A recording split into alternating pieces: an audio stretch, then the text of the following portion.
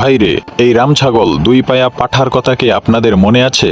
মনে তো থাকারই কথা, কারণ এই হোমন্দিরপু আমাদের দেশকে নিয়ে এত পরিমাণে খোঁচাখুচি করে যে বাংলাদেশের মানুষ তাকে ভুলে থাকতে চাইলেও ভুলতে পারে না। এই হোমন্দিরপু বাংলাদেশকে নিয়ে এত চিন্তা করে যে চিন্তা মনে হয় তার বউ বাচ্চার জন্যেও করে না। ভাইরে, এই হালারপু হালারে সবাই তার সিরা সাংবাদিক বলে, কিন্তু কখনো কি এই কথা ভেবে দেখেছেন যে এই হোমন্দিরপুতেরে কেন তার সিরা বলে? আর তার মাথার সবগুলো তার কিভাবে ছিঁড়ল? ভাই, 5ই আগস্টের পর থেকে এই বাংলাদেশকে নিয়ে এত পরিমাণে টেনশন করতেছে যে কখন জানি বাংলাদেশের মানুষ তাকে গিয়ে পোদ মেরে দেয়, আর সেই টেনশনে তার মাথার সবগুলো তার ছিঁড়ে গেছে। ভাইরে, ভাবতে পারতেছেন নিজের খাইয়া নিজের পইরা আরেক দেশকে নিয়ে চিন্তা করতে করতে মাথার তার সব ছিঁড়ে ফেলেছে। এরকমের আবাল পোলাপান আর কয়টা আছে? তবে অন্য দেশের হলে মানতে পারতাম না, কিন্তু যেহেতু এই হোমন্দিরপু ইন্ডিয়ার নাগরিক, সেই ক্ষেত্রে এটা মানাই যায়। কারণ হচ্ছে, যারা সকাল আর বিকাল রোজ নিয়ম করে গোবর আর গরুর মূত্র খায়, তাদের থেকে এইটা তো আশা করাই যায়। যাই হোক, এবার আসি মূল টপিকে। ভাইরে, আপনারা কি তার এই ডায়লগটা ভুলে গেছেন? বাংলাদেশ থাকবে না, থাকবে না বাংলাদেশ।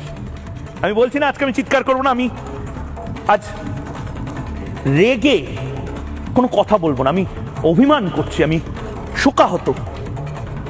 ভাইরে, তার এই ডায়লগটা হলো তার শত শত বিনোদনমূলক ভিডিওর মধ্যে এটাও একটা বিনোদনমূলক ভিডিও। সেখানে বলতেছিল বাংলাদেশ নাকি থাকবে না, কিন্তু ভাই বিশ্বাস করেন, আজকে যখন আমি ইউটিউবে ঢুকে দেখি আমার সামনে একটা নিউজ আসলো। সেই নিউজে বলতেছে থাকবে না, ময়ূক রঞ্জনের বাড়ি থাকবে না। ভাইরে ভাই, একটাবার চিন্তা করেন, যে বাংলাদেশকে নিয়ে এত চিন্তা করে এবং চিন্তা করতে করতে মাথার তার তো সব ছিঁড়ে ফেলেছে, এখন নাকি তার নিজের ঘরই থাকবে না। ইন্ডিয়ার যত কৃষকরা আছে তারা সবাই তাদের আলু আর পেঁয়াজ নিয়ে এই তারসিরা সাংবাদিকের বাড়ির সামনে গিয়ে রাস্তায় আলু আর পেঁয়াজ ছিটিয়ে বিক্ষোভ করতে থাকে। চিন্তা করেন, আরেক দেশের গোয়া মারতে গিয়ে এখন নিজেদের দেশের গোয়া মেরে ফেলেছে। কলকাতার প্রত্যেকটা মার্কেট, প্রত্যেকটা হাসপাতাল এখন শূন্য মরুভূমিতে হয়ে গেছে। কিন্তু এই পাগলের কোনো পরিবর্তন লক্ষ্য করা যাচ্ছে না। নিজের দেশের কৃষকেরা তাদের এত কষ্টের পরেও পর্যাপ্ত পারিশ্রমিক না পাওয়ার কষ্টে তাদের নিজের হাতে উৎপাদন করা আলু পেঁয়াজগুলোকে এইভাবে নষ্ট করতেছে, কিন্তু তাও এই সমস্ত আবাল সাংবাদিকদের গুজব ছড়ানো কমে না। আসলে ভাই, এরা হলো পিতৃ পরিচয়হীন জারজ সন্তান। এরা নিজেরা কোনো মতে খেয়ে দিয়ে বাঁচতে পারলেই হবে, অন্যদের বাঁচবে নাকি মরবে তার কোনো খবর না রাখলেও এদের চলে। ভাইরে ভাই, এরা যে তারসিরা, এটা তো 5ই আগস্টের পরে প্রমাণিত হয় নাই, এটা তো আরো বহু আগে থেকেই প্রমাণিত হয়েছে। তার কারণ হলো, এরা যদি আসলেই তারসিরা না হতো তাহলে কি গরুর গোবর আর মূত্র খাইতো?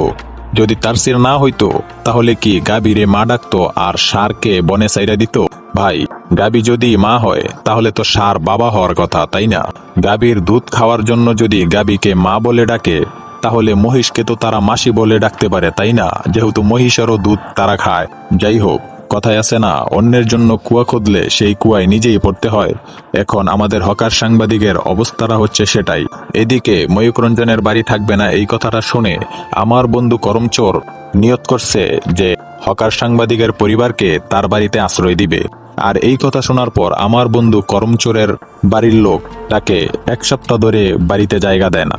যাই হোক, শেষমেশ আমি আশরাফুল একটা কাজের কথা কই। আসলে ভাই, এরা হলো একটা কুত্তা। আপনি কুত্তার সামনে দিয়ে কোনো গোস্ত নিয়ে যাবেন, দেখবেন কুত্তা আপনার পিছনে লেগেই থাকবে। আর এরা হলো বাংলাদেশের জন্য একটা কুত্তা। এরা বাংলাদেশের পিছনে কুত্তার মতো লেগে থাকবে। এরা সারাক্ষণ বর্ডারের উপার থেকে ঘেউ ঘেউ করবে, কিন্তু আমরা কখনোই তাদের ঘেউ ঘেউর উত্তরে ঘেউ ঘেউ করতে পারবো না। তার কারণ হচ্ছে, এই কথাটা তো সবাই জানেন, কুত্তা মানুষকে কামড়াতে পারে, কিন্তু মানুষ কখনো কুত্তাকে কামড়াতে পারে না।